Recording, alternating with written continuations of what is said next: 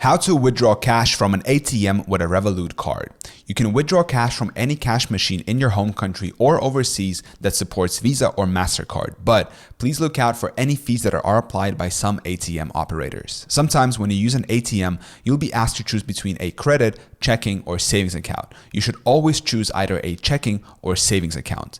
If the ATM asks you whether you would like to complete the transaction with conversion or without conversion, you should always choose without conversion.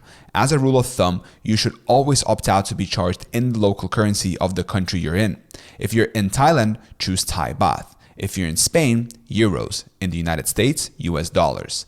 If you choose with conversion, the ATM provider can apply their own exchange rate, which is not the interbank rate. Please be aware that in some cases, when you withdraw funds from a Travelex ATM, Travelex will convert your money using their own exchange rate, even if you opt out to be charged in the local currency. This is unlikely to be the interbank rate, so we would advise you to wait until you find another ATM to withdraw money, if possible, so you can benefit from Revolut's exchange rates. I hope this video was helpful. Thank you so much for watching. Subscribe.